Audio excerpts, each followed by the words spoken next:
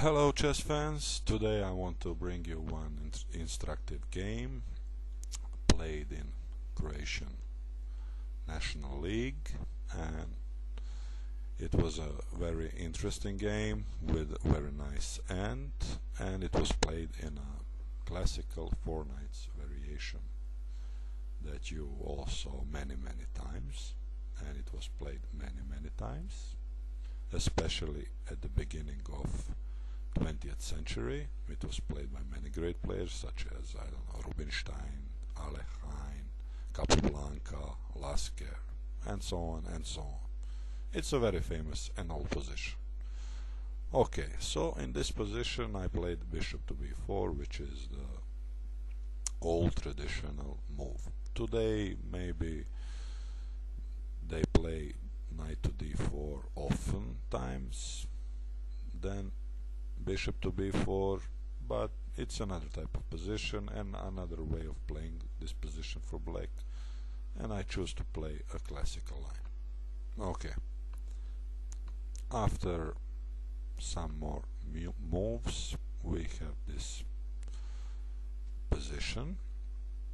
It is a normal position, both sides developing their pieces, and of course white played h3 because he doesn't want to allow bishop to g4, pinning this f3 knight, and also black doesn't want for white to come here on g5 with his bishop and to pin his knight on f6. Okay, now white plays move a3, asking black a question: where do you want to go with that bishop, or maybe do you want to give that bishop pair? I decided for this bishop takes c3 and bc3. Okay, first thing, it's not a big deal for white to have this double pawns on c file, because this c3 pawn covers the d4 square and also opens up the b file for white rook to join the party. Okay, game continued.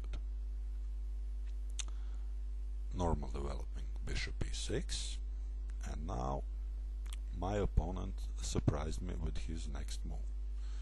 Normal moves here would have been, I don't know, maybe rook to b1, queen to e2, or bishop developed on d2 or e3 maybe, but my opponent had some other ideas.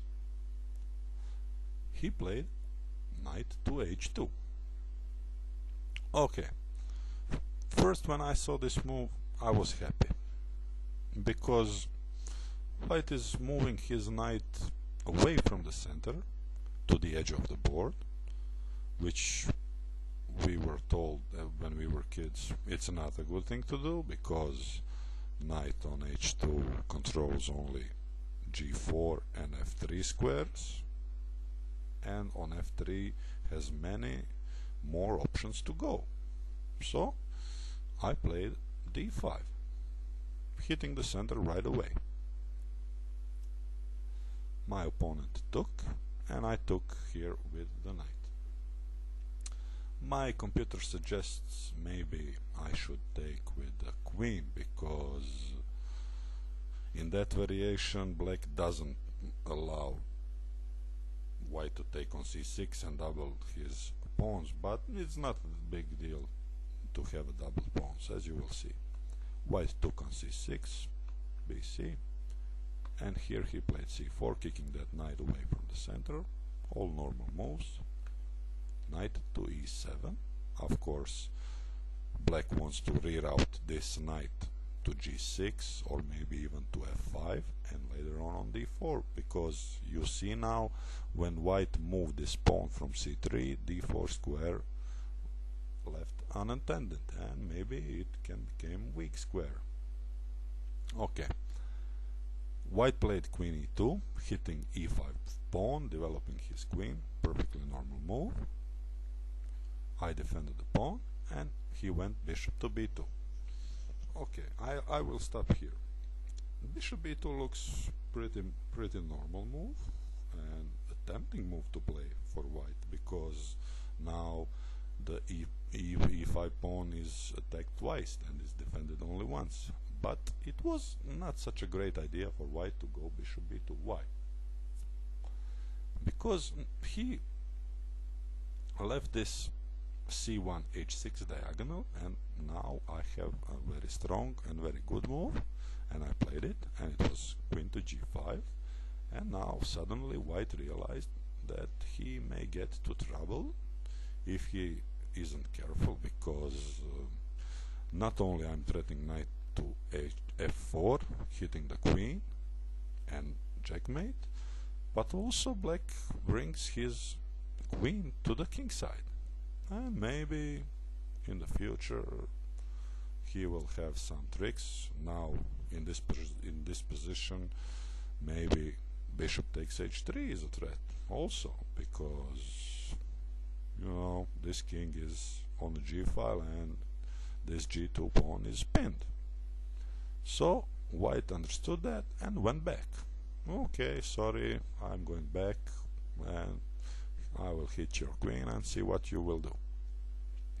Okay, I was thinking here for quite some time, about half an hour, and you know, I didn't want to play knight to f4, maybe allowing bishop takes knight, and I wanted to keep my pieces, especially my queen, on a king side, not to trade pieces, and maybe in the future to try to get some attack against white king.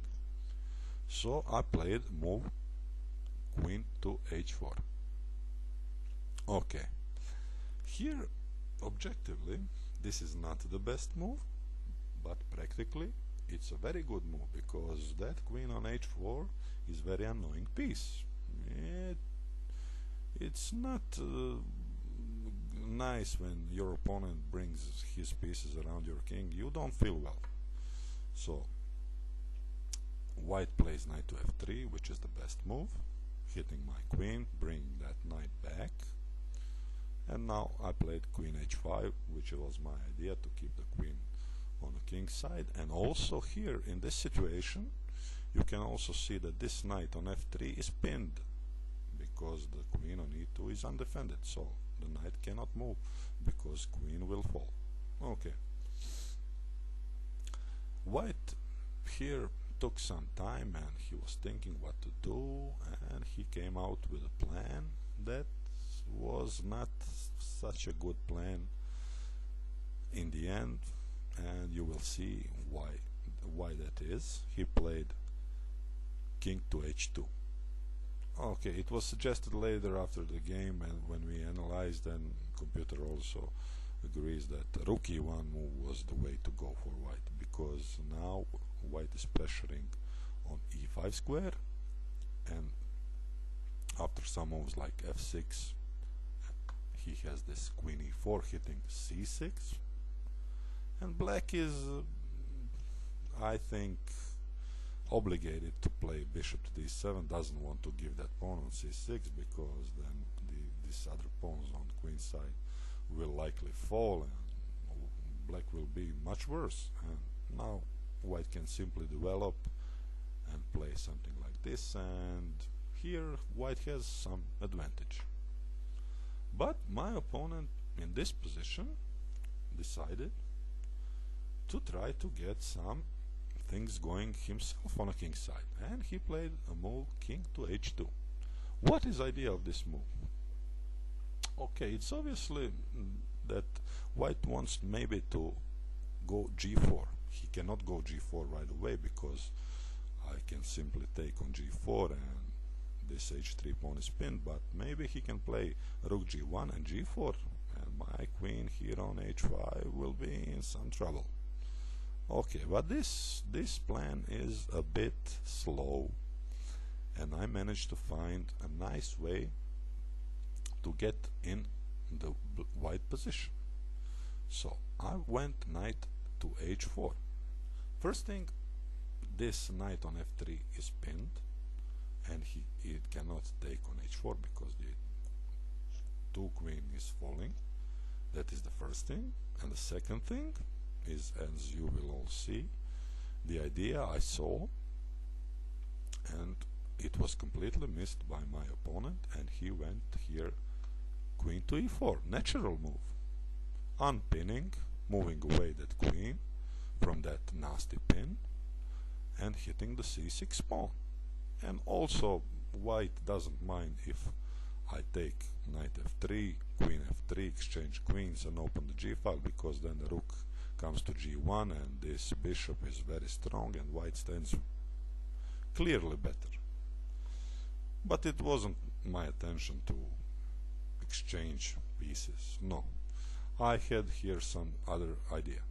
Okay, when you look at this position, you can see one big weakness and one big lead in white position, and that is this h3 square and g2 square, because my bishop on e6, queen on h5 and knight on h4 are all hitting that square. So can black exploit those weaknesses? Yes, he can. And I quickly played knight takes g2, bam, and I saw on the face of my opponent that he completely missed that move. I don't blame him. It's possible to miss such a move. It's not that obvious move, as you will see. It was like a thunder from the clear sky, as they say. And now, after this move, white is totally lost. That king on h2 suddenly is in a big danger. What can white do? So white here went down in flames, because it was a tournament game and he was spending a lot of time, and he got panicked, and he, as the people usually do in such situations when facing this kind of moves, they blunder. The next move is not really a blunder, but it's definitely not a good move. White took that knight, and it's a losing move. The best way, according to computer, in this position for white, and the only move for white, is to play knight back to g1, defending that h3 pawn, but simply after knight to h4, black is a pawn up and has a winning position. Okay, so white decided to take. So now again, what can black do here? He can take on h3, of course, but which way? There is only one good way, and that is bishop takes to h3. This is precise move, because if you take here with a queen on h3, white would be winning. Why? Because now king goes to g1, and after bishop f5 hitting that queen, queen goes back on e3, defending the f3 knight, and after this check, king h1 and e4. This is, of course, idea to remove that knight from f3. White has this knight h2 move, and suddenly black has nothing. Black is a piece down, and next move is rook to g1, and white will be winning. So bishop takes h3 is a good move, precise move. And now game went on, king g1, and now f5. And suddenly white has no good squares with this queen. Why? Where can this queen go? If the queen leaves e4 square and the fourth rank, queen g4 will be made. And if white takes on e5, then simply queen takes f3, getting that piece back, threatening mate on g2, and after queen g3, fg3, bishop takes f1, king f1, and rook to e8.